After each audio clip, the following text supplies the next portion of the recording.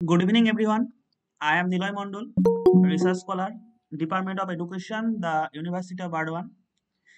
Today, we are going to learn the concept of measurement, assessment, and evaluation, and other related terms associated with that.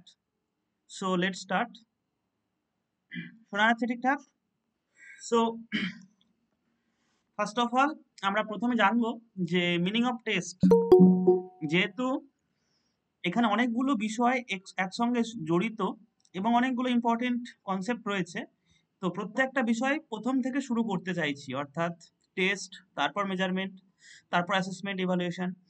যাই হোক, আর একটা বিষয় আমি প্রথমেই বলে দিই যে এইগুলো কিন্তু একটু কন্ট্রোভার্সিয়াল, অর্থাৎ অন্য কোনো জায়গার সঙ্গে বা অন্য কোনো স্যারের সঙ্গে কিন্তু মেবি তোমাদের দ্বিমত বা অন্যরকম একটু কনফিউশন হতে পারে। তো কোনো ব্যাপার নেই, যেগুলো মনে হবে যে এটা আমি অন্য কিছু জানতাম বা এটা অন্য কিছু মনে হচ্ছিল, তো ওপেনলি আমার সঙ্গে ডিসকাস করবে, কোনো ব্যাপার নেই। তবে যেগুলো অ্যাকচুয়ালি অ্যাকুরেট সেগুলোই কিন্তু এখানে ডিসকাস করব, বুঝতে পারলে? অর্থাৎ কোনো কোনো ক্ষেত্রে কিন্তু অবশ্যই তোমাদের কনফিউশন হবে। যাই হোক, আর একবার আমি জিজ্ঞেস করছি, শোনা যাচ্ছে ঠিকঠাক? হ্যাঁ স্যার, শোনা যাচ্ছে। ওকে, তো প্রথমে আমরা যেটা জানবো সেটা হচ্ছে টেস্ট বলতে কি বোঝায়, হোয়াট ইজ টেস্ট। তো টেস্ট একটা কমন শব্দ, আমরা প্রতিনিয়ত কিন্তু এই টেস্ট শব্দটার সঙ্গে পরিচিত এবং এটা একদমই নর্মাল একটা বিষয়। আমরা প্রতিনিয়ত আমরা পরীক্ষা দিয়ে চলেছি। যাই হোক, তো টেস্ট সম্পর্কে দেখো কি বলছি।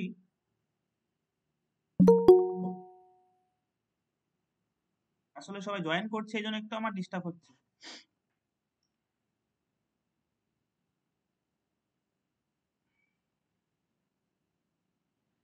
ওকে, তো what is test? Test is an instrument or systematic procedure for measuring a sample of behavior by posing a set of questions in a uniform manner. Next, এক second.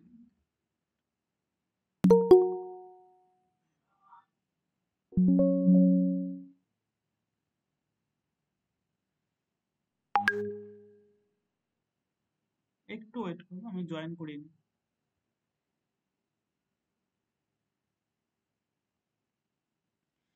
ওকে, নেক্সট যে ডেফিনেশন দেওয়া আছে সেটা হচ্ছে a test is a device or procedure in which a sample of an individual's behaviour is obtained, scored and evaluated using standard procedure. A last যে definition, a test is a set of question that examine usually answer in orally or writing. এক second.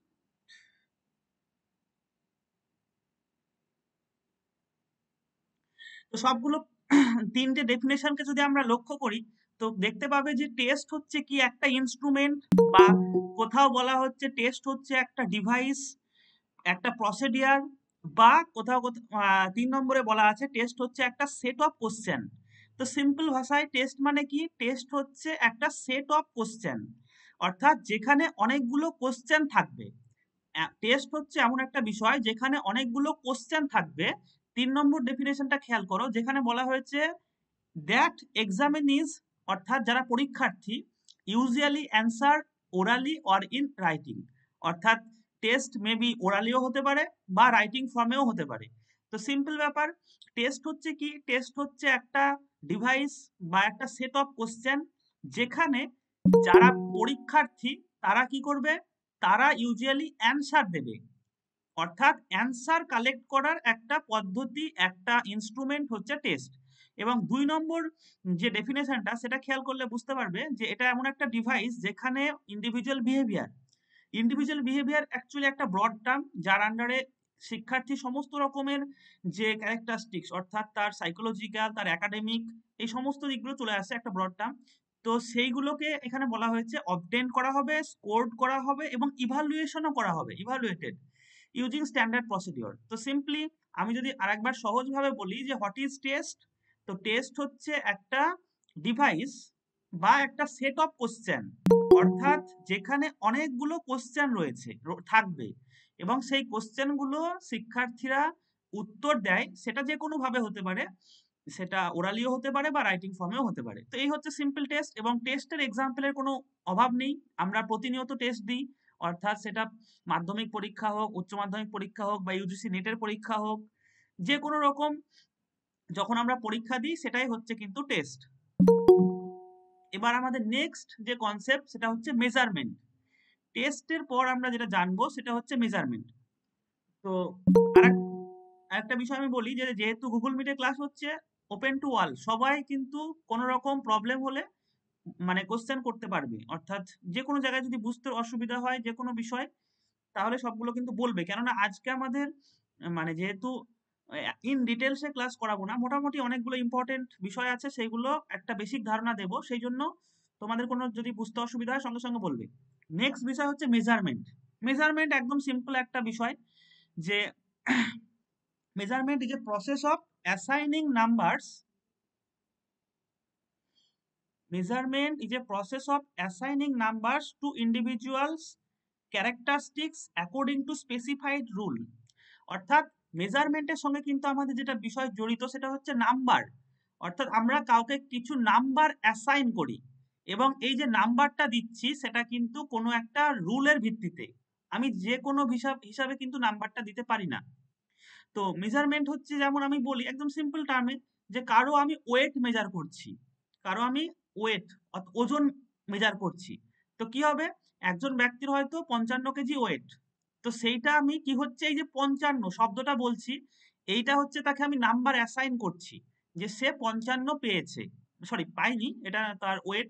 এবং specified rule মানে কি, অর্থাৎ তাকে যে 55 বলছি সেইটা কিন্তু একটা স্ট্যান্ডার্ড প্রসিডিয়ারের মধ্যে দিয়ে হবে, একটা স্ট্যান্ডার্ড রুলের মধ্যে দিয়ে হবে, অর্থাৎ প্রতিটা মানে বিশ্বে কিন্তু সব জায়গাতেই ওই 55 অর্থাৎ 55 সমান, তো একটা স্পেসিফিকেশন রুল কিন্তু সেখানে থাকবে।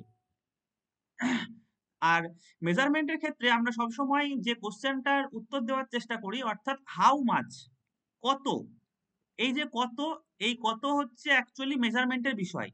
যদি আমি কোনো একটা বিষয়ের লেন্থ, অর্থাৎ কতটা দৈর্ঘ্য মাপতে চাই, তাহলে কি বলবো, যে এত ফুট, 10 ফুট বা 20 ফুট, 20 মিটার, এই যে বিষয়, অর্থাৎ মেজার করা মানে আমি তাকে একটা নাম্বার অ্যাসাইন করছি, এবং সেই নাম্বার হচ্ছে কি একটা স্পেসিফিক রুলের দ্বারা, অর্থাৎ আমি কিন্তু হ্যাপাজার্ডলি কোনো রকম ভাবে নাম্বার দিতে পারি না। এবার আসি আমাদের এডুকেশনের অ্যাসপেক্টে, অর্থাৎ শিক্ষা। তো এখানে দেখো যে এক্সাম্পল হিসেবে বলা হয়েছে, a student scores 75 out of 100 on the final test, অর্থাৎ আমরা তার ফাইনাল টেস্টে 100 মার্কের একটা পরীক্ষা নিয়েছিলাম, এবং সেখানে সে 75 পেয়েছে। এই যে 75 পেয়েছে, এইটা হচ্ছে মেজারমেন্ট।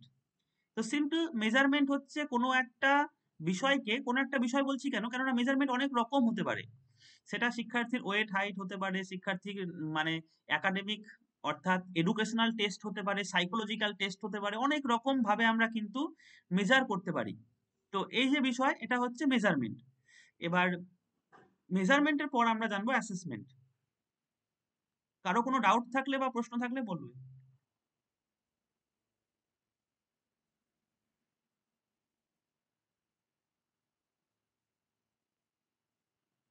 মেজারমেন্ট যখন বলছিলাম তখন একটা বিষয় বলি, যে মেজারমেন্টের কিন্তু 4টে আমাদের স্পেসিফিক টাইপ রয়েছে, অর্থাৎ মেজারমেন্টের স্কেল রয়েছে, স্কেলস অফ মেজারমেন্ট, আশা করি সকলেই জানো, nominal, ordinal, interval and ratio scale. তো ওগুলোও পরবর্তী ক্ষেত্রে আমরা ডিটেলসে ডিসকাস করব। এখন জাস্ট মেজারমেন্টের কনসেপ্ট, যে মেজারমেন্ট, আবারও বলছি, মেজারমেন্ট হচ্ছে assigning number according to certain rule বা specified rule, specific rule, number assign করা, মেজারমেন্ট হচ্ছে সিম্পলি নাম্বার অ্যাসাইন করা। এবার আমরা আলোচনা করব সেটা হচ্ছে অ্যাসেসমেন্ট।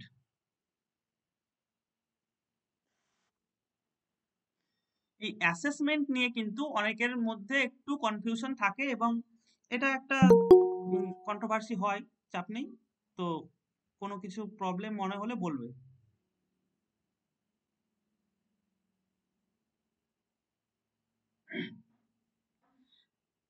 তো প্রথম যে বিষয়টা আমরা মানে ডেফিনেশন খেয়াল করব সেটা হচ্ছে কি, assessment is any systematic procedure for collecting information that can be used to make inference about the characteristics of people or object. তো এখানে ভালো করে খেয়াল করো, যে অ্যাসেসমেন্ট হচ্ছে কি একটা সিস্টেমেটিক প্রসিডিয়ার, অর্থাৎ এটাও কিন্তু একটা সিস্টেমেটিক প্রসিডিয়ার, এবং যেটা মেইনলি কি কাজ করে, ফর কালেক্টিং ইনফরমেশন, অর্থাৎ যেখানে আমরা ইনফরমেশন কালেক্ট করি, এমন একটা প্রসিডিয়ার যার দ্বারা ইনফরমেশন কালেক্ট করি। কেন কালেক্ট করি? To make inference. ইনফারেন্স মানে আমরা সিদ্ধান্ত বা অনুমান করার ক্ষেত্রে। কিসের অনুমান? সেটা হচ্ছে characteristics of people or object. Basically আমরা এডুকেশনের ক্ষেত্রে শিক্ষার্থীর বিভিন্ন ক্যারেক্টারিস্টিক্স সম্পর্কে ইনফারেন্সের জন্য কিন্তু অ্যাসেসমেন্ট করে থাকি। তো আবারও বলছি, অ্যাসেসমেন্ট হচ্ছে কি?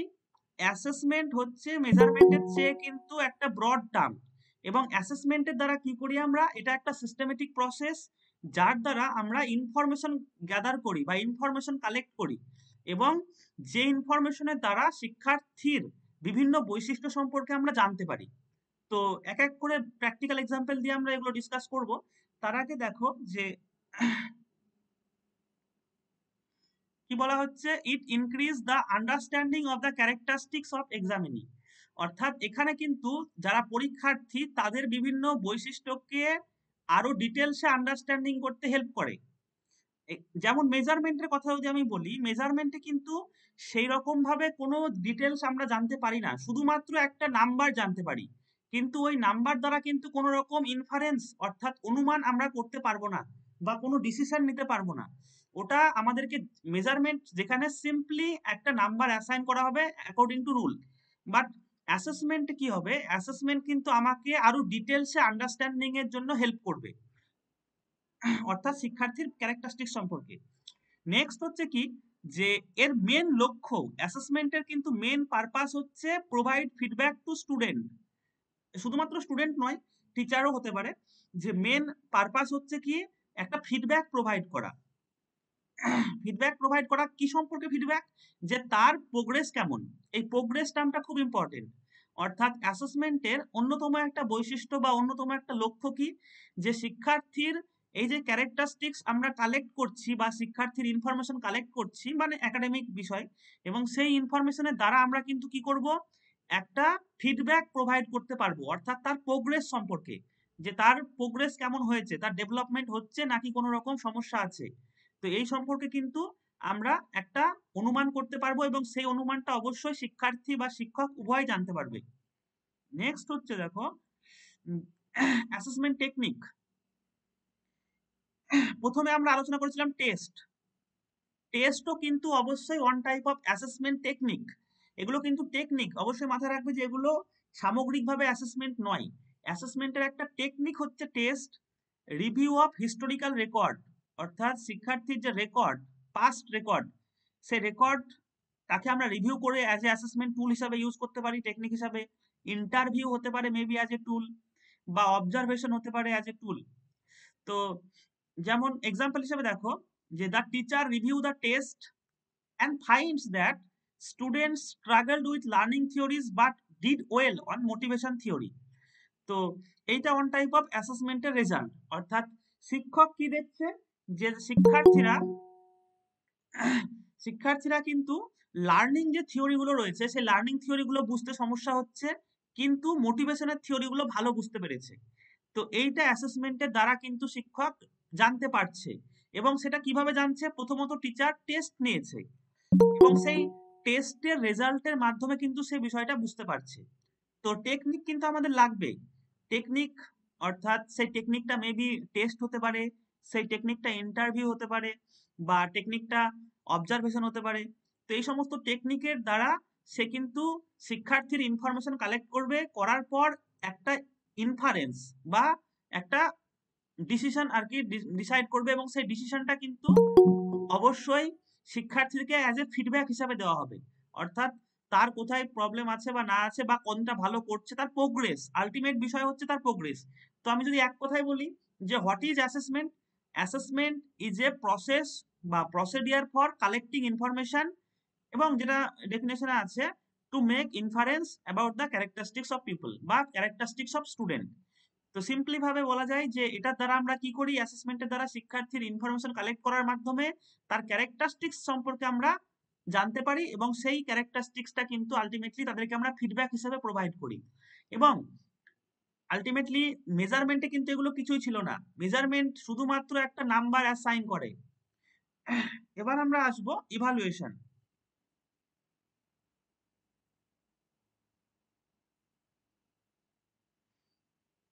ইভালুয়েশন একটা খুবই সহজ বিষয় এবং ইজিলি তোমরা বুঝতে পারবে যে evaluation involve procedure for collecting information and using it to make decision which some value is placed on the result. Basically evaluation কি করে, একটা জাজমেন্ট প্রোভাইড করে। জাজমেন্ট অর্থাৎ সাম ভ্যালু। ভ্যালু মানে কি, যে তার আলটিমেটলি এখানে কিন্তু একটা ডিসিশন বা একটা জাজমেন্ট দেওয়া হচ্ছে যে সে কিরকম। তো দেখো এক্সাম্পলটা দেখলে বুঝতে পারবে যে কোয়ালিটেটিভ জাজমেন্ট কিরকম judgement, about the value of student performance, শিক্ষার্থীর যে পারফরমেন্স কিরকম। যেমন আমরা যদি গ্রেড দিই কাউকে, তো এ গ্রেড বা বি গ্রেড বা এ প্লাস, বা যদি ডিভিশন হিসাবে বলি ফার্স্ট ডিভিশন সেকেন্ড ডিভিশন বা পাস ফেল যদিও বলি, তাহলে এগুলো কিন্তু এক একটা জাজমেন্ট বা এগুলো একটা ভ্যালু। আমি যদি বলি যে কেউ ফার্স্ট ডিভিশন পেয়েছে, তার মানে কিন্তু আমি তার অ্যাকচুয়ালি সামগ্রিকভাবে বিষয়টা বুঝতে পারবো যে তার প্রোগ্রেস কেমন হয়েছে, সে আলটিমেটলি মানে তার লার্নিং কেমন হয়েছে। বা যদি বলি যে পাস ফেল, তো পাস ফেলের দ্বারা কিন্তু আমরা বিষয়টা বুঝতে পারবো যে তার মানে প্রোগ্রেস কিরকম, অর্থাৎ তার অ্যাকচুয়ালি একটা ভ্যালু তাকে কিন্তু আমরা অ্যাসাইন করছি, একটা জাজমেন্ট আমরা দিচ্ছি। বা আর আদার্স ওয়েতেও কিন্তু আমরা এটা বলতে পারি যে অন্যভাবেও কিন্তু আমরা জাজমেন্ট প্রোভাইড করি বা অন্যভাবেও ভ্যালু প্রোভাইড করি। যেমন হচ্ছে কি ফার্স্ট হয়েছে বা সেকেন্ড হয়েছে, এগুলোও কিন্তু one type of value provide করা বা জাজমেন্ট দেওয়া, যে কাউকে আমরা এখানে জাজমেন্ট দিচ্ছি যে তার অ্যাকচুয়ালি লার্নিংটা কেমন হয়েছে, তার আলটিমেট ওভারঅল যে ভ্যালু জাজমেন্ট সেটা কিন্তু এখানে আমরা প্রোভাইড করছি। তো এই হচ্ছে আমাদের তিনটে বিষয়, মেজারমেন্ট, অ্যাসেসমেন্ট অ্যান্ড ইভালুয়েশন। এবং টেস্ট তো রয়েছে। টেস্ট কিন্তু হচ্ছে কি সিম্পল একটা ডিভাইস, যেটা আমরা শিক্ষার্থীরা কি করে পরীক্ষা দেওয়ার মাধ্যমে পরীক্ষা দেয় আর কি, বেসিক্যালি সেটাই হচ্ছে টেস্ট, যেখানে অনেকগুলো কোশ্চেন থাকে, কালেকশন অফ কোশ্চেন। যাই হোক, এই তিনটে নিয়ে কারো কোনো ডাউট থাকলে আমাকে বলো। মেজারমেন্ট, মেজারমেন্ট শোনা যাচ্ছে? এক সেকেন্ড, কেউ রেসপন্স করো, শোনা যাচ্ছে? হ্যাঁ দাদা শুনতে হ্যাঁ পাচ্ছি। শোনা যাচ্ছে। ঠিক আছে, তো আরেকবার আমি রিপিট করছি। মেজারমেন্ট হচ্ছে কি সিম্পলি নাম্বার অ্যাসাইন করা। অ্যাসেসমেন্ট হচ্ছে কি যেখানে আমরা ইনফরমেশন কালেক্ট করি এবং সেই ইনফরমেশনের দ্বারা আমরা কোনো একটা ইনফারেন্স নিই এবং মানে একটা ডিসিশন নিই এবং ডিসিশনটা আলটিমেটলি ফিডব্যাক হিসেবে কাজ করে। বাট ইভালুয়েশন হচ্ছে কি আমরা এখানেও কিন্তু আলটিমেটলি আমাদের ইনফরমেশন কালেক্ট করতেই হবে, তাছাড়া তো আমরা ইভালুয়েট করতে পারবো না। কিন্তু মেন যে বিষয় সেটা হচ্ছে একটা জাজমেন্ট দেওয়া বা একটা ভ্যালু প্রোভাইড করা, তার রেজাল্টের আলটিমেটলি একটা জাজমেন্ট দেওয়া। এবার আমি একটা কোশ্চেন করি, সেটা হচ্ছে কি যে এই তিনটের মধ্যে যে কোনটার পরিধি সবচেয়ে বেশি, অর্থাৎ মেজারমেন্ট বড় নাকি অ্যাসেসমেন্ট বড় নাকি ইভালুয়েশন বড়? ইভালুয়েশন। ইভালুয়েশন। আর কেউ ট্রাই করবে? হ্যাঁ স্যার, ইভ্যালুয়েশন। অন্য কেউ?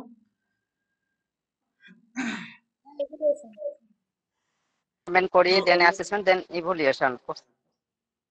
হ্যাঁ, তো বেসিক্যালি এইটা একটু মানে যাই হোক, একটু তোমাদের মধ্যে ডাউট আছে, তো আমি বলি অ্যাসেসমেন্ট টার্মটা কিন্তু সবচেয়ে বড়।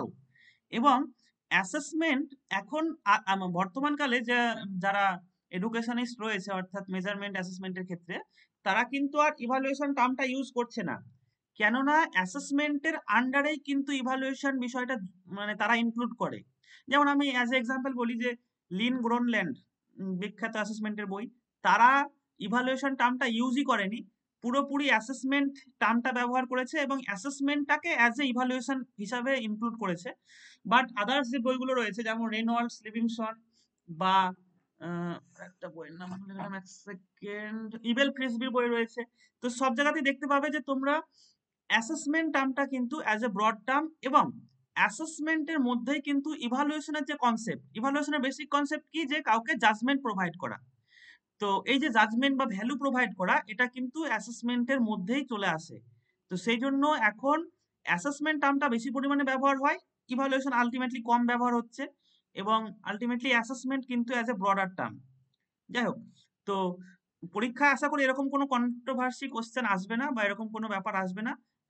যে মানে সিম্পল, যখন পরীক্ষায় কোনো কোশ্চেন আসবে, যদি কোনো কোশ্চেনে দেখো ভ্যালু জাজমেন্ট বা একটা জাজমেন্টের বিষয় আছে, তখন অবশ্যই ইভালুয়েশন হবে।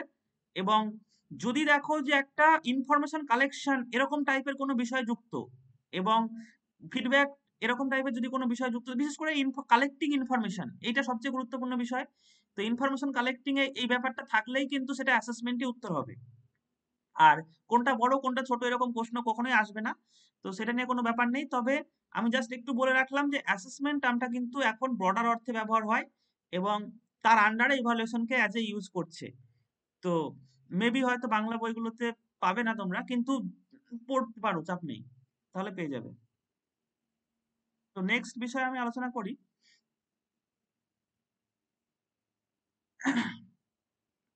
এবার আমরা আলোচনা করব কয়েকটা বিষয়, মানে যে এগুলো তো নর্মাল আমরা বিষয় আলোচনা করলাম, অর্থাৎ মেজারমেন্ট, ইভালুয়েশন, এগুলো আমরা সকলেই শুনে আসছি। এবার কয়েকটা আলাদা টাইপের টেস্ট, এখনকার পরীক্ষায় এগুলোই বেশিরভাগ আসতে পারে মেবি। তো প্রথম যেটা বিষয়, কর্নব্যাক। কর্নব্যাকের নাম হয়তো শুনেছো, কর্নব্যাক আলফা রিলায়েবিলিটি টেস্ট আমরা পড়েছি। তো কর্নব্যাক আলফা অ্যাকচুয়ালি দুরকম টেস্টের কথা বলেছিল, একটা হচ্ছে পারফরমেন্স, ম্যাক্সিমাম পারফরমেন্স টেস্ট, আর একটা হচ্ছে টিপিক্যাল পারফরমেন্স টেস্ট। খুবই সহজ বিষয়, ম্যাক্সিমাম পারফরমেন্স টেস্ট এবং টিপিক্যাল পারফরমেন্স টেস্ট। তো ডিটেলস আলোচনা করি, এক সেকেন্ড।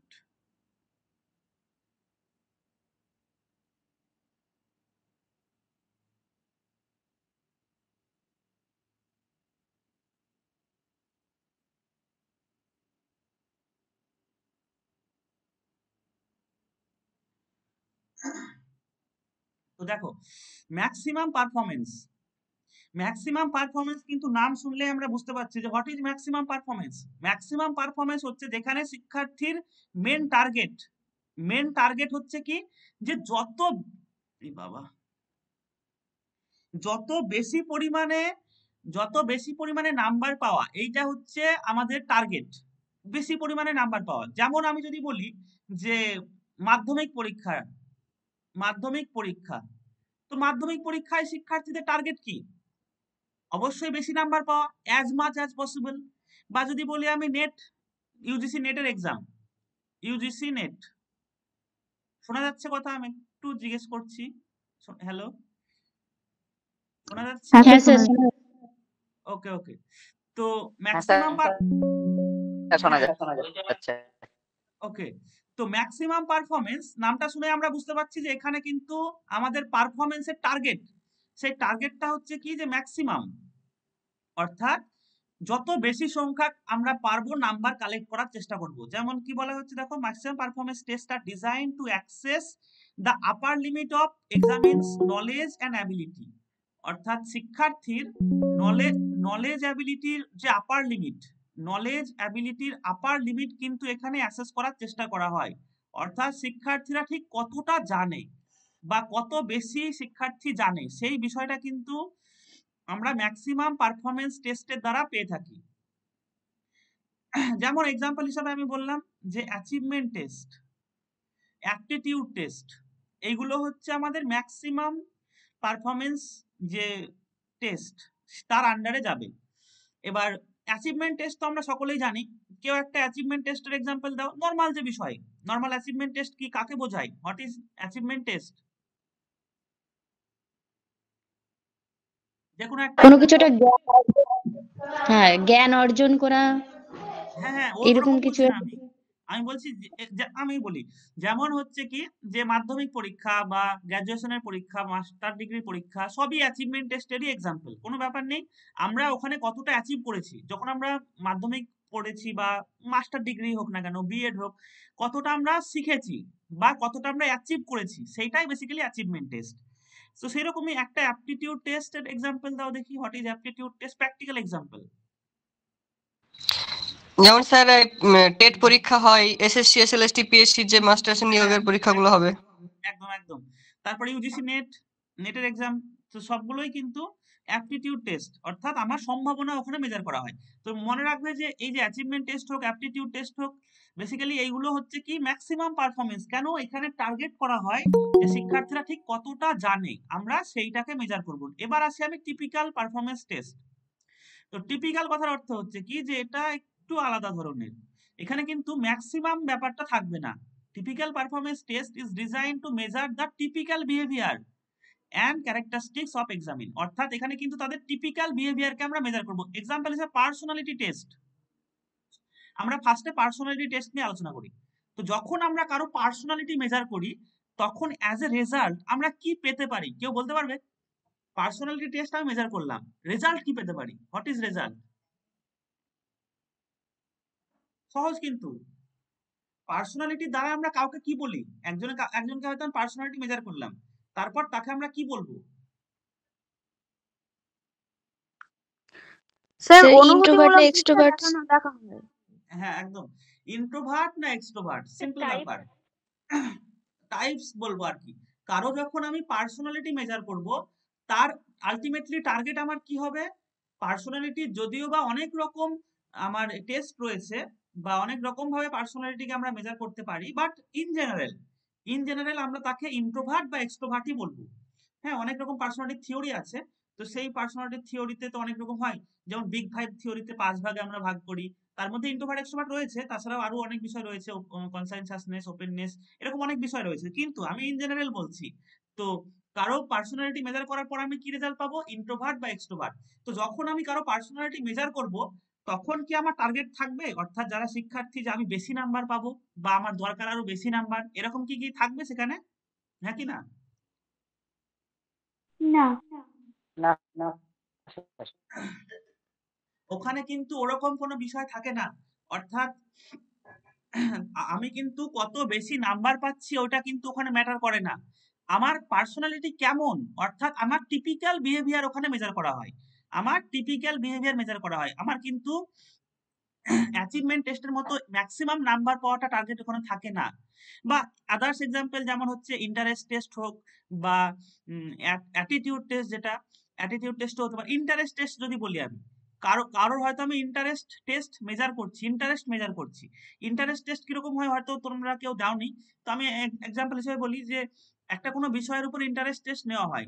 হয়তো আমি বললাম যে কারো ইন্টারেস্ট খেলার প্রতি বা মিউজিকের প্রতি ইন্টারেস্ট কেমন, তো মিউজিকের প্রতি যখন আমি ইন্টারেস্ট মেজার করব তখন সেই রেজাল্ট কি হবে যে মিউজিকের প্রতি তার ইন্টারেস্ট আছে বা নেই, এই রেজাল্টটা আসবে।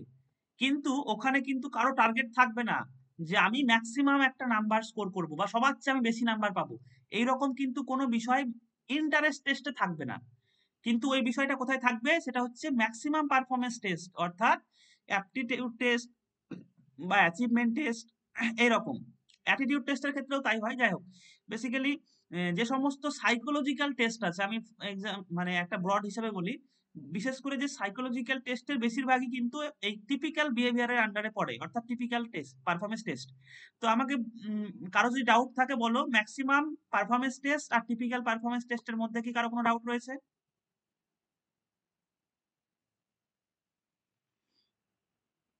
ঠিক আছে, আশা করি ডাউট নেই, খুবই সোজা বিষয়। এবার আমরা আসবো স্পিড টেস্ট ভার্সেস পাওয়ার টেস্ট। এটাও খুব একটা ইম্পর্টেন্ট মানে বিষয়, স্পিড টেস্ট ভার্সেস পাওয়ার টেস্ট, অনেকেই হয়তো জানো বিষয়টা, হোয়াট ইজ স্পিড টেস্ট এবং পাওয়ার টেস্ট। এবার বলি যে ম্যাক্সিমাম পারফরমেন্স টেস্টকেই কিন্তু আমরা ভাগ করি, ম্যাক্সিমাম পারফরমেন্স টেস্টের দুটো ভাগ, একটা হচ্ছে স্পিড টেস্ট, একটা পাওয়ার টেস্ট, একটা হচ্ছে স্পিড টেস্ট আর একটা হচ্ছে পাওয়ার টেস্ট। তো স্পিড টেস্ট নাম শুনেই কিন্তু আমরা বুঝতে পারছি যে speed test measure how quickly someone can answer question, অর্থাৎ কত তাড়াতাড়ি একজন অ্যান্সার দিতে পারছে, সেটাই হচ্ছে স্পিড টেস্ট। কেননা এখানে নাম্বার স্পিড, এক সেকেন্ড,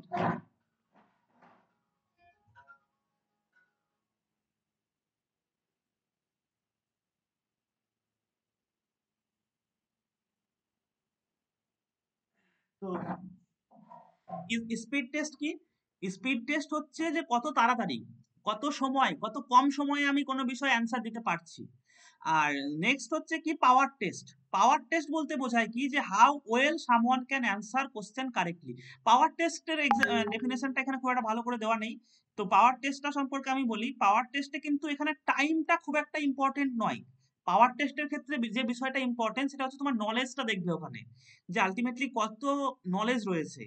আর স্পিড টেস্টের ক্ষেত্রে কিন্তু নলেজের চাইতে ওখানে দেখা হবে কত তাড়াতাড়ি আমি কোনো বিষয় অ্যান্সার দিতে পারছি। অর্থাৎ সেখানে কিন্তু আমার স্পিডটাকে ফোকাস করা হবে, অর্থাৎ কত তাড়াতাড়ি আমি কমপ্লিট করতে পারছি। আর পাওয়ার টেস্টে কি দেখা হবে? পাওয়ার টেস্টে হচ্ছে সিম্পল, যে সেখানে তার আলটিমেট নলেজটাকে মেজার করা হবে, যে তার নলেজের পরিধি কত। এবং এই জন্য কি হয়, এই জন্য পাওয়ার টেস্টের ক্ষেত্রে যথেষ্ট সময় থাকে। পাওয়ার টেস্টের ক্ষেত্রে কিন্তু টাইমটাকে যথেষ্ট পরিমাণে দেওয়া হয়। স্পিড টেস্টে যেহেতু টাইমটাই ম্যাটার করে, সেই জন্য কিন্তু সময়টা কম থাকে। এবার এক্সাম্পল গুলো দেখলে ভালো করে বুঝতে পারবে। তো প্রথম এক্সাম্পল হচ্ছে ক্লারিক্যাল অ্যাপটিটিউড টেস্ট বা টাইপিং টেস্ট। তো উপরের যে দুটো এক্সাম্পল আছে, ওটা স্পিড টেস্ট হবে না পাওয়ার টেস্ট হবে? Sir speed test. ঠিক তো, স্পিড টেস্ট। বাকিরা? পাওয়ার টেস্ট হবে। পাওয়ার টেস্ট হবে না, স্পিড টেস্টই হবে। টাইপিং টেস্টে কি হয়?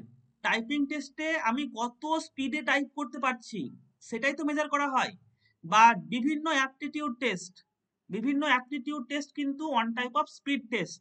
তুমি যে কোনো কম্পিটিটিভ এক্সাম দাও, সেখানে কিন্তু শিক্ষার্থীর মানে টাইমটা কিন্তু কম থাকবে। ওখানে কিন্তু মেন টার্গেটই হচ্ছে কি টাইমটা কম দেওয়া হবে। আমি একটা বিষয় এই সম্পর্কে বলে দিই, সেটা হচ্ছে যে এই যে স্পিড টেস্ট বলছি বা পাওয়ার টেস্ট বলছি, এটা কিন্তু অনেক ক্ষেত্রে একদম হুবহু ফলো করতে করা হয় না, কেননা অনেক মানে এরকম টার্গেট থাকে না যে আমাকে স্পিড টেস্টই নিতে হবে বা আমাকে পাওয়ার টেস্টই নিতে হবে। এই জন্য এক্স্যাক্টলি এরকম ডিভিশনটা নর্মালি হয় না। বুঝতে পারলে? এক্সাক্ট যে আমার এইটা স্পিড টেস্ট, তো স্পিড টেস্টই হবে, এর দ্বারা কোনো রকম পাওয়ার টেস্ট হবে না, এরকম কিন্তু বিষয় নয়।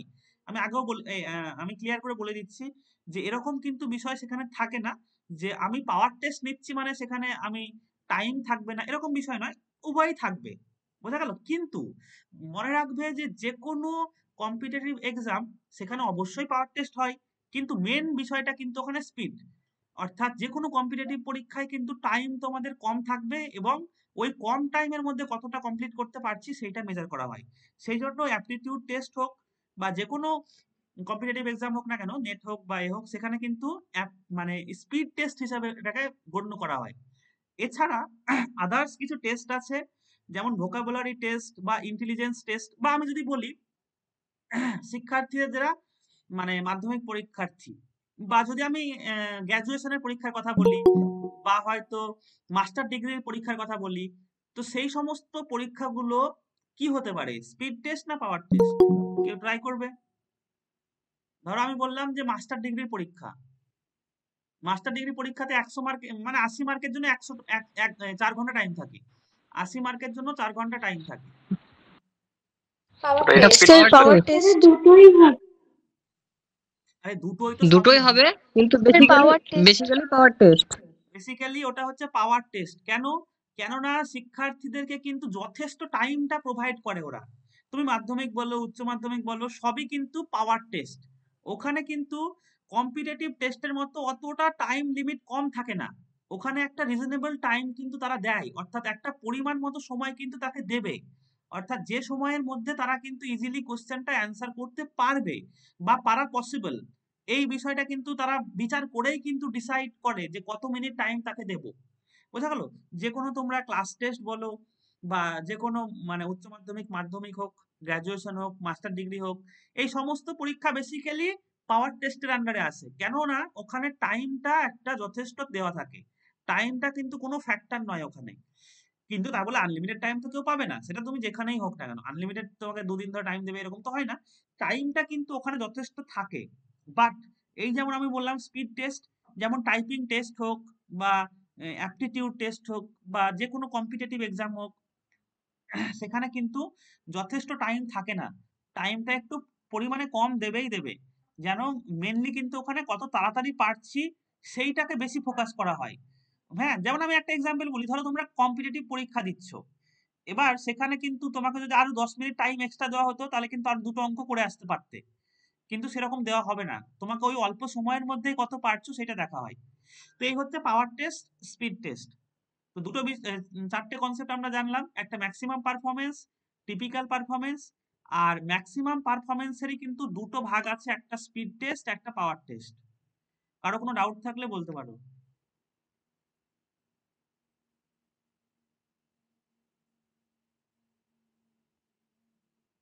না স্যার। ওকে, আরো দুটো বিষয় আমরা এখানে আলোচনা করব, একটা হচ্ছে ফিক্সড চয়েস টেস্ট আর একটা কমপ্লেক্স পারফরমেন্স টেস্ট।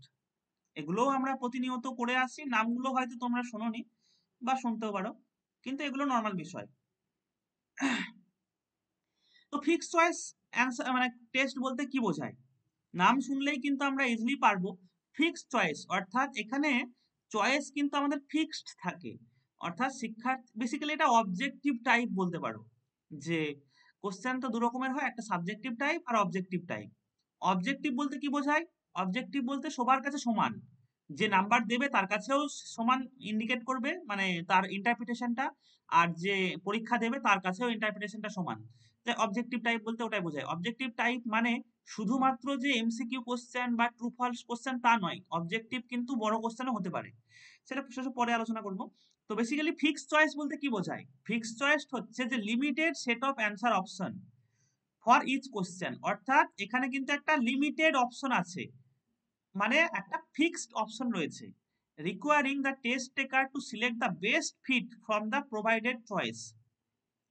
অর্থাৎ যারা টেস্ট টেকার অর্থাৎ পরীক্ষার্থী, তাদেরকে কি করতে হবে, তাদেরকে করতে হবে কি যে ওই লিমিটেড অপশনের মধ্যেই চয়েস করতে হবে। ফিক্সড চয়েস যেহেতু বলেছে, তো তার অনেক রকম ফিক্সড চয়েস হতে পারে, যেমন হচ্ছে কি মাল্টিপল চয়েস অর্থাৎ এমসিকিউ কোশ্চেন হতে পারে, ট্রু ফলস কোশ্চেন হতে পারে, বা আদার প্রি ডিটারমাইন্ড অ্যান্সার অপশন, অর্থাৎ আগে থেকে যেগুলো প্রি ডিটারমাইন্ড অ্যান্সার থাকবে, অর্থাৎ তার অ্যান্সারটা কিন্তু একদম একই হবে সবার জন্য।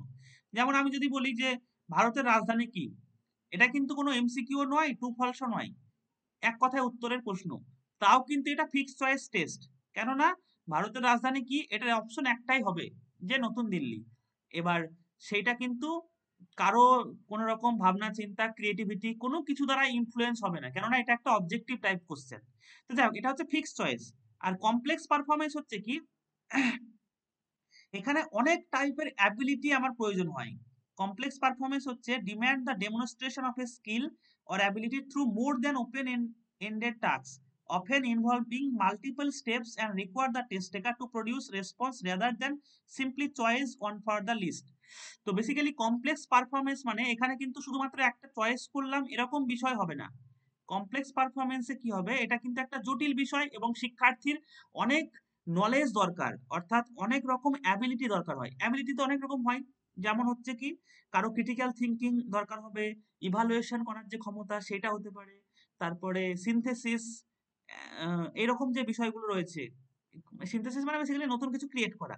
এই সমস্ত যে অপশন যে টেস্টের দরকার, মানে এই সমস্ত যে বিষয়গুলো ফোকাস করা হয় সেটা হচ্ছে কমপ্লেক্স পারফরমেন্স।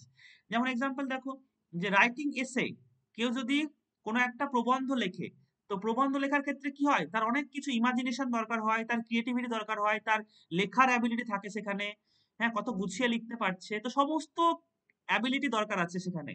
সলভিং প্রবলেম হতে পারে, কন্ডাক্টিং প্রেজেন্টেশন হতে পারে, পারফর্মিং প্র্যাকটিক্যাল ডেমনস্ট্রেশন। তো এই সমস্ত বিষয়গুলো হচ্ছে, এই সমস্ত যে টেস্টগুলো রয়েছে সেগুলো কিন্তু কমপ্লেক্স পারফরমেন্স টেস্ট। তো ফিক্সড চয়েস হচ্ছে কি মেনলি ট্রু ফলস বা এমসিকিউ, অর্থাৎ যেগুলো আগে থেকে ফিক্সড থাকে উত্তর, হ্যাঁ সেগুলো হচ্ছে ফিক্সড চয়েস। কিন্তু তোমরা বলো কোনো একটা এসে লেখার ব্যাপার বা একটা প্রেজেন্টেশন দিতে বললাম, যে ক্লাস 10 এর শিক্ষার্থীদেরকে আমি বললাম যে তোমরা কোনো একটা টপিক নিয়ে প্রেজেন্টেশন দাও, এটা কি কখনো ফিক্সড হবে, কখনোই হবে না। শিক্ষার্থীরা নিজেদের মতো আলাদা আলাদা ভাবে প্রেজেন্টেশন দেবে। তো এই বিষয়টাকে বলা হয় কমপ্লেক্স পারফরমেন্স টেস্ট। তো এই দুটো নিয়ে কারো কোনো ডাউট থাকলে বলো।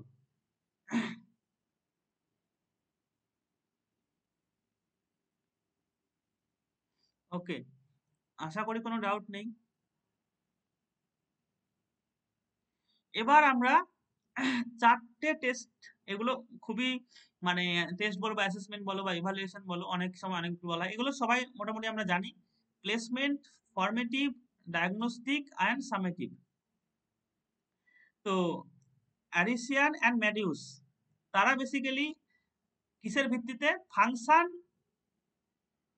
Functional role in classroom instruction, functional role in classroom instruction তার উপর ভিত্তি করে 4 ভাগে ভাগ করেছে।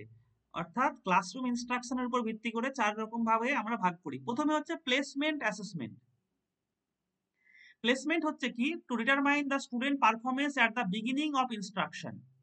অর্থাৎ ক্লাস শুরু বা টিচিং এর শুরুতেই আমরা শিক্ষার্থীর পারফরমেন্সকে বিচার করার জন্য প্লেসমেন্ট অ্যাসেসমেন্ট নিয়ে থাকি। অর্থাৎ শিক্ষার্থীকে বোঝার জন্য যে তার ব্যাকগ্রাউন্ডটা কতটা ভালো, অর্থাৎ তার অ্যাবিলিটি কতটা রয়েছে, এবং তার যে মেন আমাদের অবজেক্টিভ বা গোল, প্লেসমেন্ট অ্যাসেসমেন্টের মেন লক্ষ্য কি, to determine for each student position in the instructional sequence. তো ইনস্ট্রাকশনাল যে সিকোয়েন্স, ইনস্ট্রাকশন মানে হচ্ছে ক্লাসরুম ইনস্ট্রাকশন আর কি, মানে টিচিং ইনস্ট্রাকশন যে ব্যাপার, ইনস্ট্রাকশন আর টিচিং এই দুটোর মধ্যে একটু পার্থক্য আছে যদিও বা, কিন্তু অনেক ক্ষেত্রে এক অর্থে ব্যবহার করা হয়।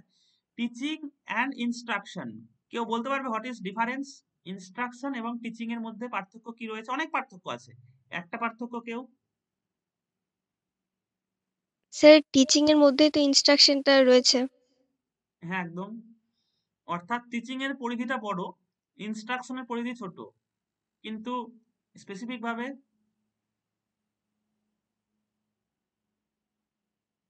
যে কেউ? স্যার ইনস্ট্রাকশনটা শুধুমাত্র ক্লাসরুমের মধ্যেই আবদ্ধ, আর টিচিংটা যে pre active phase, interactive phase, post active phase, এর সবগুলো মিলে টিচিংটা হচ্ছে, আর ইনস্ট্রাকশনটা শুধুমাত্র ক্লাসরুমের মধ্যেই সীমাবদ্ধ। একদম একদম একদম ঠিক। তো ইনস্ট্রাকশন হচ্ছে বেসিক্যালি আমাদের কগনিটিভ যে অ্যাবিলিটি, সেই কগনিটিভের ওপরই একমাত্র ফোকাস করে, এবং এটা শুধুমাত্র ক্লাসরুমের মধ্যেই যুক্ত, মানে মানে থাকে আর কি, ক্লাসরুম ইনস্ট্রাকশন। কিন্তু টিচিং এর পরিধি অবশ্যই অনেক বড়, টিচিং এর সঙ্গে কগনিটিভ তো রয়েছে, তার সঙ্গে অ্যাফেক্টিভ এবং সাইকোমোটর ডোমেনও যুক্ত, এবং পুরো সামগ্রিক স্কুলের যে বিষয়টা সবই কিন্তু টিচিং এর মধ্যে যুক্ত। অবশ্যই প্রি অ্যাক্টিভ, পোস্ট অ্যাক্টিভ এবং ইন্টারঅ্যাক্টিভ ফেজ থাকবে। যাই হোক, তো এই হচ্ছে ইনস্ট্রাকশন। তো ইনস্ট্রাকশনাল যে পজিশন বা সিকোয়েন্স, সেখানে শিক্ষার্থীর স্থানকে আমরা বিবেচনা করার জন্য প্লেসমেন্ট অ্যাসেসমেন্ট নিই। অর্থাৎ শিক্ষার শুরুতেই, টিচিং এর বা ইনস্ট্রাকশনের শুরুতেই শিক্ষার্থীর কতটা অ্যাবিলিটি আছে বা তার কতটা ক্ষমতা আছে আর কি, সেটা জানার জন্য আমরা প্লেসমেন্ট অ্যাসেসমেন্টটা নিয়ে থাকি। নেক্সট হচ্ছে ফরমেটিভ অ্যাসেসমেন্ট। তো ফরমেটিভ অ্যাসেসমেন্ট হচ্ছে two monitor the learning process during instruction. এখানে দুটো বিষয় যুক্ত। সব প্রথমেই যেটা খুবই গুরুত্বপূর্ণ, ডিউরিং ইনস্ট্রাকশন, অর্থাৎ ক্লাসরুম চলাকালীন এখানে ফরমেটিভ অ্যাসেসমেন্ট দেওয়া হবে। এবং আরেকটা বিষয় হচ্ছে কি, মনিটর দ্য লার্নিং প্রসেস, অর্থাৎ শিক্ষার্থীদের লার্নিং প্রসেসটাকে কিন্তু আমরা এখানে বিবেচনা করব, মনিটর করব। মনিটর করার অর্থ কি, যে দেখব যে ঠিকঠাক হচ্ছে কি হচ্ছে না, কতটা শিক্ষার্থীরা শিখলো, এই যে ব্যাপারটা। এবং এই মনিটরের সঙ্গে যে বিষয়টা যুক্ত সেটা হচ্ছে provide continuous feedback to both student and teacher concerning learning success and failure. অর্থাৎ শিক্ষার্থীদের কতটা শিখলো, কতটা সমস্যা হলো, সাকসেস ফেলিয়ারকে অ্যাকচুয়ালি অ্যাজ এ ফিডব্যাক হিসাবে শিক্ষার্থী এবং শিক্ষকের কাছে প্রোভাইড করাটা ফরমেটিভ অ্যাসেসমেন্টের মেন পারপাস। এগুলো সবাই জানো তোমরা, আমি ডিটেলসে বলছি না। নেক্সট হচ্ছে ডায়াগনস্টিক অ্যাসেসমেন্ট। ডায়াগনস্টিক অ্যাসেসমেন্টও ডিউরিং ইনস্ট্রাকশনাল হয়ে থাকে, ইনস্ট্রাকশন প্রসেস হবে, এবং এর সঙ্গে যেটা যুক্ত সেটা হচ্ছে ডায়াগনোস লার্নিং ডিফিকাল্টি। অর্থাৎ শিক্ষার্থীদের ডিফিকাল্টি, শিখতে কোন জায়গায় সমস্যা, সেই সমস্যাটা খুঁজে বের করাটাই হচ্ছে ডায়াগনস্টিক অ্যাসেসমেন্ট। ডায়াগনস্টিক অ্যাসেসমেন্ট হচ্ছে কি, যে শিক্ষার্থীদের মানে লার্নিং এর প্রবলেম, সেটাকে আমরা খুঁজে বের করার চেষ্টা করব। It is highly specialized procedure and much more detail and comprehensive. তো এটা অবশ্যই কিন্তু একটা ডিটেল এবং কম্প্রিহেন্সিভ বিষয়। তো primary purpose is to find a learning problem and formulate A plan for remedial action. তো রিমিডিয়াল অ্যাকশন খুবই ইম্পর্টেন্ট একটা বিষয়, যে যদি বলে যে রিমিডিয়াল অ্যাকশন বা রিমিডিয়াল প্ল্যান, সেটা কার সঙ্গে যুক্ত, ফরমেটিভ, প্লেসমেন্ট নাকি ডায়াগনস্টিক? তো অবশ্যই ডায়াগনস্টিক। ডায়াগনস্টিকের মেন কাজ কি, শিক্ষার্থীদের প্রবলেম খুঁজে বের করা, এবং শুধু প্রবলেম খুঁজে বের করলেই তো হবে না, তার সঙ্গে সেই প্রবলেমটা সমাধান করার জন্য রিমিডিয়াল অ্যাকশন তাদেরকে আমরা প্রোভাইড করব। তো এইটা হচ্ছে ডায়াগনস্টিক। আর ফরমেটিভ আর ডায়াগনস্টিক্সের আরেকটা সম্পর্ক আমরা অ্যাজ এ এক্সাম্পল হিসেবে বলতে পারি, যেমন ফার্স্ট এড। ফার্স্ট এড অর্থাৎ প্রাথমিক যে চিকিৎসা, ফার্স্ট এড যে চিকিৎসা সেইটা হচ্ছে কি ফর্মেটিভ, আর আলটিমেটলি চিকিৎসকের কাছে গিয়ে যখন আমরা একটা বড় কোনো অপারেশন করি সেইটা হচ্ছে ডায়াগনস্টিক।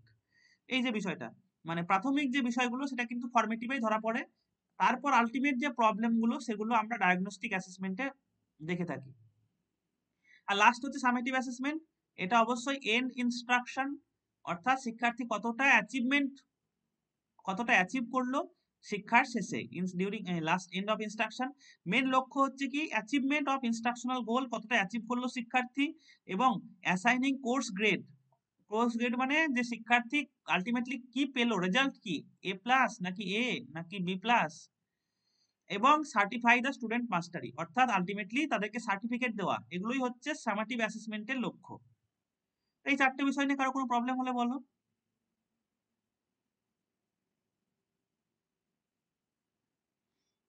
ওকে, আর আরেকটা বিষয় আমি বলি, সেটা হচ্ছে এই প্রত্যেকটা বিষয় কিন্তু আরো ডিটেলসে হয়তো পরবর্তী ক্ষেত্রে আমরা ক্লাস করব, মানে আমরা জাস্ট এগুলো মানে ওভারঅল একটা ভিউ দেখছি, কিন্তু প্রত্যেকের ক্যারেক্টারিস্টিক্স রয়েছে। বা ইপসেটিভ অ্যাসেসমেন্ট হচ্ছে, আমি আসছি এই ইপসেটিভ অ্যাসেসমেন্টটা আমি বলবো, তো তখন কি বলছি আমি এনআরটি সিআরটি করার সময় এটা আলোচনা করছি। তো যাই হোক, প্রত্যেকটা বিষয়ের কিন্তু সুবিধা অসুবিধা ক্যারেক্টারিস্টিক সব কিন্তু এই প্রাথমিকভাবে তো ডিসকাস করা সম্ভব নয়, অনেক সময় লাগবে, তো আমরা আপাতত জাস্ট প্রত্যেকটার একটা সামগ্রিক ধারণা দিচ্ছি। নেক্সট হচ্ছে টাইপ অফ স্কোর ইন্টারপ্রিটেশন।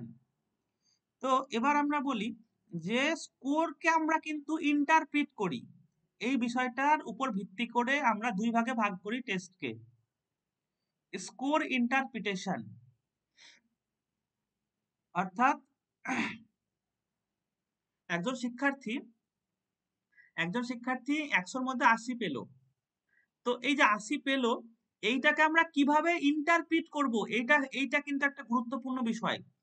এই যে নন রেফারেন্স টেস্ট বা নন রেফারেন্স অ্যাসেসমেন্ট বা নন রেফারেন্স ইভালুয়েশনও বলে, এটা কোনো ব্যাপার নয়, কিন্তু নন রেফারেন্স অ্যাসেসমেন্ট, আমি আগেই বলেছি অ্যাসেসমেন্ট টার্মটা কিন্তু এখন বড় এবং সব ক্ষেত্রেই ব্যবহার করা হয়, যাই হোক সেই কারণে অ্যাসেসমেন্ট হিসেবে নিয়েছি, কিন্তু অনেক ক্ষেত্রে নন রেফারেন্স টেস্টও পাবে বা নন রেফারেন্স ইভালুয়েশনও পাবে কোনো বই।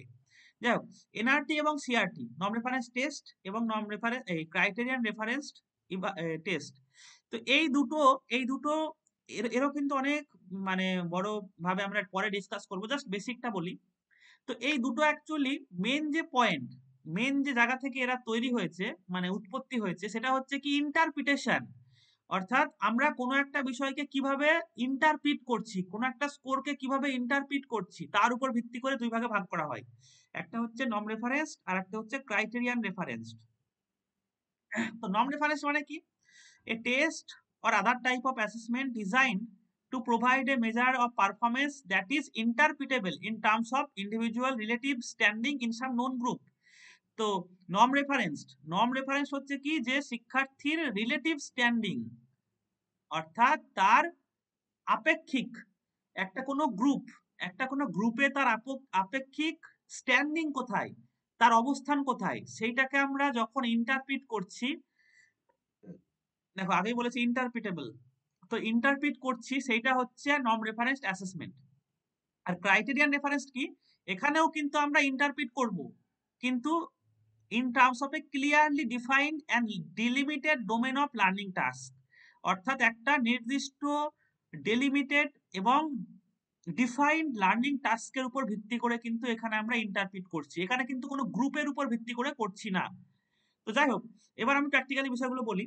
তো নন রেফারেন্স অ্যাসেসমেন্ট অর্থাৎ একজন শিক্ষার্থী সে ক্লাসরুমে কি হলো 60 পেলো, 100-র মধ্যে পরীক্ষা দিয়ে সে পেলো 60, তো এই যে 60 পেলো, এই 60 অ্যাকচুয়ালি এই যে 60 পেলো এটা হচ্ছে কি বলতো, মেজারমেন্ট, অ্যাসেসমেন্ট না ইভালুয়েশন? তো এটা হচ্ছে মেজারমেন্ট। এবার এই মেজারমেন্টের জন্য কিন্তু আরো ইনফরমেশন দরকার যেগুলো আমরা অ্যাসেসমেন্টের ক্ষেত্রে পেয়ে থাকি। যাই হোক, এবার যদি বলি যে এই যে 60 পেয়েছে সে হচ্ছে ক্লাসরুমে ফার্স্ট হয়েছে, তো এই ফার্স্ট হয়েছে, এই যে ফার্স্ট হওয়া এটা এনআরটি হবে না সিআরটি হবে? Sir nRT. হ্যাঁ এনআরটি হবে, norm NRT reference. Norm reference test হবে, কেননা এনআরটি এখানে স্যার। এখানে হচ্ছে তার পারফরমেন্সটা একটা গ্রুপের বেসিসে আমি করছি, অর্থাৎ একটা গ্রুপে তার পারফরমেন্সকে আমরা বিচার করলাম। এবার আমি বলি যে কোনো একটা শিক্ষার্থী টেট পরীক্ষা দিয়েছে, প্রাইমারি টেট, এবং সে টেটে 59% পেয়েছে। তো 59% পেয়েছে, টেটে পাস করলো না ফেল করলো সে? ফেল করলো। টেটে তো আমরা জানি 60% হচ্ছে কাট অফ থাকে, তো তার মানে নিশ্চয়ই ফেল করলো। এবার হচ্ছে কি, ধরো আমি বলছি যে ওই গ্রুপে 10 জন শিক্ষার্থী টেট পরীক্ষা দিয়েছিল, এবার সবার মধ্যে সব থেকে হাইয়েস্ট নাম্বার পেয়েছে সে, যে 59% পেয়েছে, সে কিন্তু হাইয়েস্ট নাম্বার পেয়েছে। তো সেক্ষেত্রে সে হাইয়েস্ট পেয়েছে, ফার্স্ট হয়েছে, কিন্তু ফার্স্ট হলেও একটা নির্দিষ্ট যে ক্রাইটেরিয়া ছিল সেই ক্রাইটেরিয়াটা কিন্তু সে অ্যাচিভ করতে পারেনি। তো এই যে একটা, যখন আমি তার স্কোরকে ইন্টারপ্রিট করছি, তো আমি আগের এক্সাম্পলটা বাদ দিচ্ছি, হ্যাঁ 60।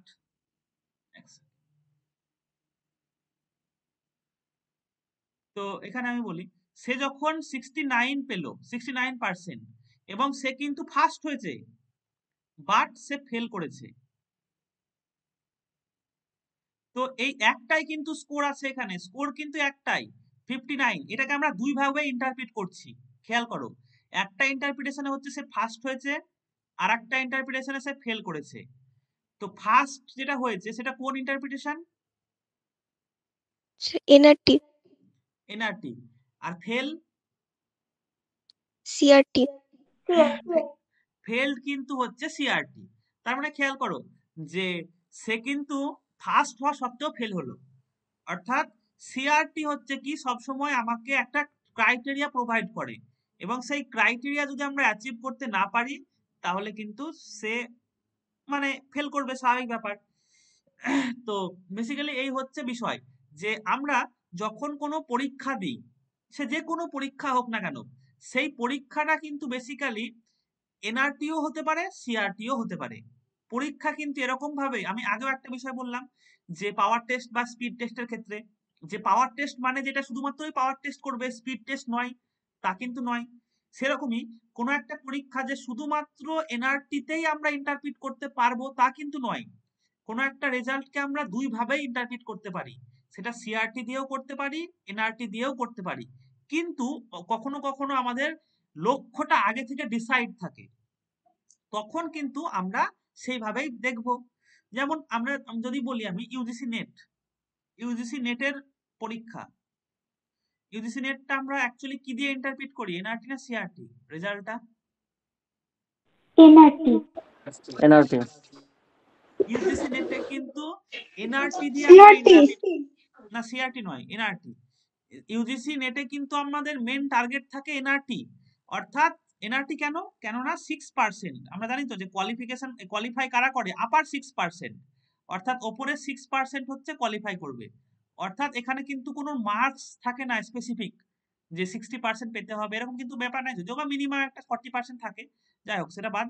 কিন্তু উপরের যে 6% এটা অ্যাকচুয়ালি একটা গ্রুপের রেসপেক্টে হয়, একটা গ্রুপের রেসপেক্টে হয়। তো সেই জন্য এটা কিন্তু এনআরটি। কিন্তু যখন আমরা বলবো যে প্রাইমারি টেট কিন্তু সিআরটি, কেননা আগে থেকে 60% পেতে হবে এটা ক্রাইটেরিয়া বলাই থাকে। সেই জন্য সিআরটিতে কি হয়, অনেক বেশি শিক্ষার্থী পাস করতে পারে, সবাই হয়তো 60% পেয়ে গেল, তাহলে সবাই পাস। কিন্তু ইউজিসি নেটে কিন্তু সবাই কখনোই পাস করবে না, কেননা ওটা তো একটা এনআরটি, এবং এনআরটির কারণে তার যে রেজাল্টটা সেটা কিন্তু আপার 6%-এ নেওয়া হবে। কিন্তু তা বলে কি আমরা ইউজিসি রেজাল্টকে সিআরটিতে করতে পারবো না? ইন্টারপ্রিটেশন কিন্তু আমরা চাইলেই করতে পারবো, কিন্তু ওর কিন্তু একটা লক্ষ্য আছে, এটা কিন্তু মাথায় রাখতে হবে। যে কোনো টেস্টের একটা লক্ষ্য থাকে, যে সেই লক্ষ্যটা অ্যাকচুয়ালি এনআরটি হিসাবে নাকি সিআরটি, অনেক সময় থাকেও না। যদি আমি বলি যে মাধ্যমিক পরীক্ষা বা উচ্চ মাধ্যমিক পরীক্ষা, ওখানে কিন্তু ওরকম কোনো লক্ষ্য থাকে না। বোঝা গেল যে আমাদের স্কোরটা কিভাবে ইন্টারপ্রিট করব সেটা কিন্তু আমাদের ব্যক্তিগত ব্যাপার। অর্থাৎ আমি যদি একজন শিক্ষার্থী হই, আমি যদি আগে থেকেই ভাবি যে আমার টার্গেট হচ্ছে 85% নাম্বার পাওয়া, তাহলে আমি যদি 85% পাই তাহলে আমি ভাববো খুব ভালো হয়েছে, 85% না পাই তাহলে খারাপ হয়েছে। তো এই ইন্টারপ্রিটেশনটা আমার কাছে। আর যদি আমি কমার্স স্টুডেন্ট হই, পাস করাটাই আমার মেন টার্গেট। পাস করা মানে 30%। আর ফেল করলে তাহলে আমি কি বলবো, পাস করলেই ভালো, অর্থাৎ 30% উপর হলেই চলবে। কিংবা অনেক সময় কি হয়, ইন্টারপ্রিটেশনটা স্কুলের রেসপেক্টে করা হয় বা পুরো রাজ্যের রেসপেক্টে একটা রেজাল্ট হয়, যে পুরো রাজ্যে কে ফার্স্ট হয়েছে কে সেকেন্ড হয়েছে, তো সেটাও একটা ব্যাপার। কিন্তু ওখানে তো ওরকম কোনো টার্গেট থাকে না যে আমাকে এই ক্রাইটেরিয়া ফুলফিল করতে হবে নাকি এই নর্ম ফুলফিল করতে হবে। তো সেই জন্য ওখানে কিন্তু ওরকম টার্গেট থাকে না। মানে আমি নিজেকে কিভাবে ইন্টারপ্রিট করব স্কোর, সেটা কিন্তু আমার ব্যক্তিগত ব্যাপার। কিন্তু আমি যেটা বললাম, অনেক ক্ষেত্রে কিন্তু আমাদের একটা টার্গেট থাকে যে সেটাকে আমি এনআরটি হিসাবে নেব নাকি সিআরটি হিসাবে নেব। যেটা বললাম যে ইউজিসি নেট পরীক্ষা অবশ্যই এনআরটি হিসাবে ডিসাইড করা থাকে যে আপার 6%, কিন্তু টেট পরীক্ষা কিন্তু সিআরটি হিসাবে থাকে, অর্থাৎ 60% আমাকে পেতেই হবে। এই হচ্ছে বিষয়, যে আমি চাইলে কিন্তু উভয় রেফারেন্স ব্যবহার করতে পারি, সেই জন্য এখানে বলা হচ্ছে কম্বাইন্ড। বোঝা গেল? তো আবারও বলছি যে নর্ম রেফারেন্স বা ক্রাইটেরিয়ান রেফারেন্সটা বেসিক্যালি হচ্ছে ইন্টারপ্রিটেশন। আমি স্কোরকে কিভাবে ইন্টারপ্রিট করব সেটা আমার ব্যাপার।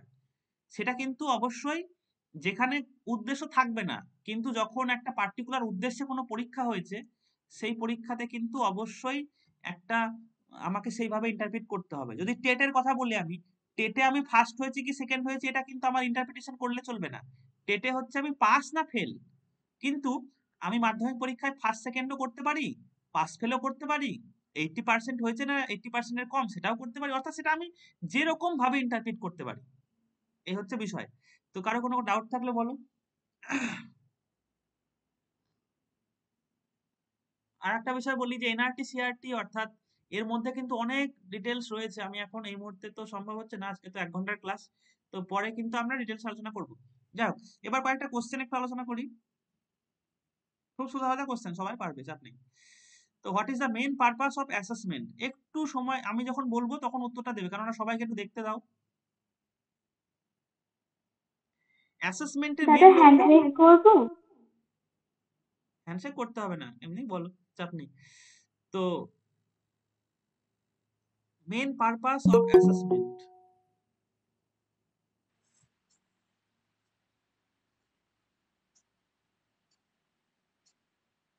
Two assign grade. প্রথমে বলো অ্যাসাইন গ্রেড এটা কোন হবে, কোন টেস্ট? মেজারমেন্ট, অ্যাসেসমেন্ট না ইভালুয়েশন? অ্যানসার বলো এমনি লাউডে, মানে মুখে, voice. Evaluation Evaluation. Evaluation evaluation. আর বিএডটা collect numerical data only, Measurement. যদিও বা এক্স্যাক্টলি মেজারমেন্টের, মেজারমেন্ট। আমি বলি এক্স্যাক্ট মেজারমেন্টের ডেফিনেশন কিন্তু এটা নয়, মাথায় রাখবে সবসময়। আমি বলছি এক্স্যাক্ট মেজারমেন্ট মানে কি, assign number according to some rule, অর্থাৎ নাম্বার অ্যাসাইন করা। হ্যাঁ, এখানে কিন্তু নাম্বার অ্যাসাইনমেন্টের কথা বলেনি, তাও মেজারমেন্টই হবে। যাই হোক, কিছু বলছো? তোমার দাদুকে বলে গেছে, বলে মাকে কথা দিয়ে এই লিসা একটু বেসবেনে মিউট খাবো। করো, লিসা মিউট করো, লিসা ওকে। আর 3 নম্বর দেখো, two gather information for improving learning. এইটা হচ্ছে অ্যাসেসমেন্ট, অর্থাৎ ইনফরমেশন গ্যাদার করা। আমি যেটা আগেই বলেছি, ইনফরমেশন গ্যাদার করা এবং একটা ফিডব্যাক দেওয়া। আর লাস্টে হচ্ছে ইভালুয়েট টিচার পারফরম্যান্স। ইভালুয়েট করা মানে ইভালুয়েশন তো হবেই। নেক্সট আসি, what is the which of the following is an example of measurement? খুব সোজা এটাও, মেজারমেন্টের এক্সাম্পল কোনটা হবে?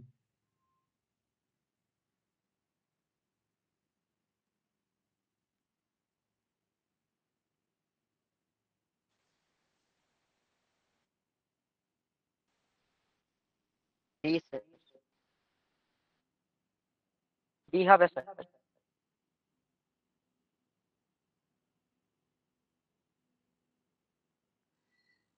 হ্যাঁ, বিএডটা হবে। তো প্রথম থেকে দেখো কি আছে, প্রথমে a teacher observe student engagement in the class. স্টুডেন্টের ক্লাসরুম এনগেজমেন্ট অবজার্ভ করছে, এটা কি হবে? Measurement, assessment, evaluation. এরকম ভাবে যদিও বলা যায় না, ওখানে অবজার্ভ করার কথা বলেছে, অবজার্ভ এরকম টাইপের যদি বলে তাহলে সেটা অ্যাসেসমেন্ট হিসেবে ধরবে। কিন্তু এটা অ্যাজ এ ফরমেটিভ ইভালুয়েশনের পার্ট, মানে এই যে অবজার্ভ করা স্টুডেন্টের এনগেজমেন্ট, এটা কিন্তু অ্যাজ এ পার্টিকুলার বলতে গেলে ফরমেটিভ অ্যাসেসমেন্ট বা ফরমেটিভ ইভালুয়েশন। তো বিএডটা বেসিক্যালি অ্যান্সার হবে যে গ্রেড প্রোভাইড করছে, একটা 100-র মধ্যে সে কত পেলো, সেই যে গ্রেড, এটা কিন্তু অ্যাকচুয়ালি উত্তর। আর teacher provide verbal feedback on an essay, verbal feedback এটা হবে অ্যাসেসমেন্ট। আর teacher discuss strength and weakness in a report card. Strength and weakness যখন হবে এটা কিন্তু আমাদের ডায়াগনস্টিক টেস্টের মধ্যে যাবে, diagnostic test. Which of the following best represent the limitation of measurement in education?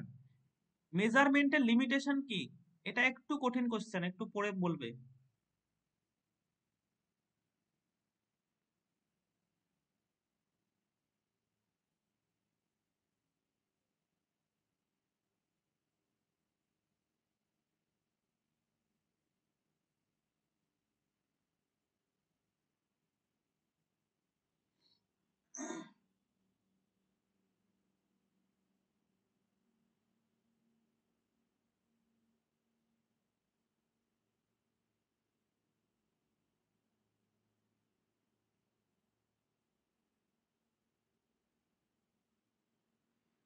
বাহ, সবার ঠিক হয়েছে। একেরটাই হবে অ্যান্সার, যে measurement alone can not determine the depth of student understanding. অর্থাৎ শুধুমাত্র মেজারমেন্ট দিয়ে কিন্তু আমরা শিক্ষার্থীর ডেপথকে বুঝতে পারবো না, বোঝা গেল? অর্থাৎ সেক্ষেত্রে অ্যাসেসমেন্ট এবং ইভালুয়েশন কিন্তু লাগবে, অ্যাসেসমেন্ট ইভালুয়েশন যুক্ত। বাকিগুলো কিন্তু হবে না। Measurement is subjective and varies among student, measurement is only useful, measurement is not required for student learning, এগুলো হবে না। Which of the following best describe an ideal power test? Power test কি হবে?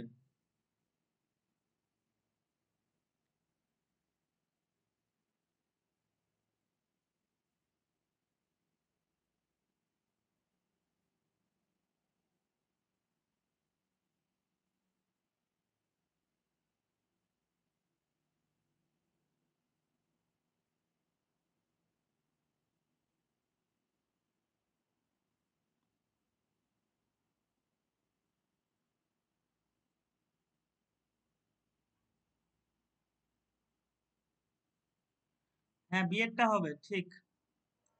অ্যাম্পেল টাইম মানে কি? Enough time, এটা একটু এটা আছে, যাই হোক।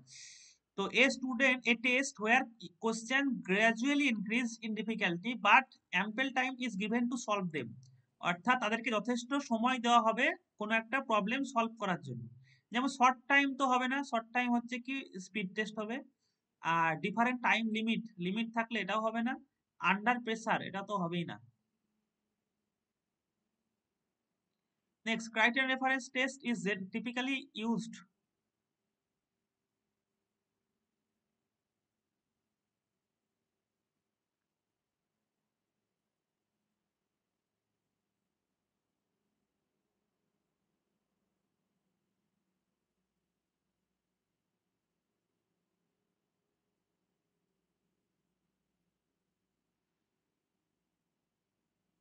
বাহ, এটাও ঠিক, সি এরটা হবে। সবাই সব পারছে, খুব ভালো লাগছে আমার।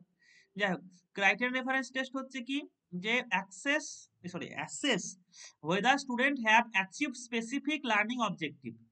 স্পেসিফিক লার্নিং অবজেক্টিভটা শিক্ষার্থী অ্যাচিভ করেছে কিনা। যাই হোক, আমাদের কোশ্চেন আর নেই, এবার আমি একটু ইপসেটিভ অ্যাসেসমেন্ট সম্পর্কে বলি। ইপসেটিভ অ্যাসেসমেন্ট হচ্ছে সেলফ অ্যাসেসমেন্ট। ইপসেটিভ অ্যাসেসমেন্ট কথার অর্থ হচ্ছে যে নিজেকেই অ্যাসেস করা, সেলফ অ্যাসেসমেন্ট।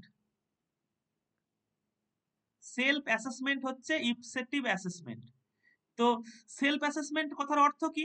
সেলফ অ্যাসেসমেন্টের অর্থ হচ্ছে আমার প্রিভিয়াস যে লার্নিং ছিল তার থেকে কি আমি এখন কিছু নতুন শিখলাম, বা আমি কি নতুন কিছু পারছি, সেইটাই হচ্ছে ইপসেটিভ অ্যাসেসমেন্ট বা সেলফ অ্যাসেসমেন্ট। মানে এখানে হচ্ছে আমি নিজেকেই নিজে অ্যাসেস করব যে আমার আলটিমেটলি ইমপ্রুভ হচ্ছে নাকি ডাউনগ্রেড হচ্ছে, এটা হচ্ছে ইপসেটিভ অ্যাসেসমেন্ট। তো আমার যেটা প্রশ্ন, ইপসেটিভ অ্যাসেসমেন্ট সিআরটি হবে না এনআরটি হবে? এনআরটি হবে। আদার্স কেউ? স্যার সিআরটি হবে, সিআরটি। সিআরটি হবে স্যার, সিআরটি। হ্যাঁ, সিআরটি হবে, সিম্পল সিআরটি হবে। কেননা এখানে তো আমি গ্রুপ আসছে না। সব সময় একটা জিনিস মাথায় রাখবে, এনআরটি মানেই গ্রুপ, কিন্তু এখানে আমি নিজেকে অ্যাসেস করছি আমার কতটা ইমপ্রুভমেন্ট হয়েছে বা হয়নি। তো সেক্ষেত্রে অবশ্যই সেটা সিআরটি হবে। স্যার এখানে আরেকটা জিনিস দেখতে হবে যে আমি নিজের সঙ্গে যেটা তুলনা করছি, মানে আমার প্রিভিয়াস যে নলেজ আছে তার থেকে বাড়লে তবেই না সেটা ইমপ্রুভ হচ্ছে কিনা বুঝতে পারবো। তার মানে একটা তো ক্রাইটেরিয়া থেকেই যাচ্ছে। হ্যাঁ, সেটাও একটা পয়েন্ট। সেটাও মেবি অ্যাজ এ পয়েন্ট হিসাবে তুমি বিচার করতে পারবে যে ওখানে একটা ক্রাইটেরিয়া আমি রাখছি যে আমার previous result as a criteria, সেটাও হবে। তো এই হচ্ছে বিষয়। মানে আপাতত আজকের মতো ক্লাস আমরা শেষ করছি। কারো কোনো ডাউট থাকলে একটু বলো, বা কিছু কিছু নতুন বিষয় শিখতে পারলে না পারলে না, মানে সবই জানা ছিল? হ্যাঁ স্যার, পারলাম। হুম, এগুলো পড়াই ছিল স্যার, তবু অনেক কিছু জানতে পারলাম আমি। হ্যাঁ একদম। ঠিক আছে তাহলে।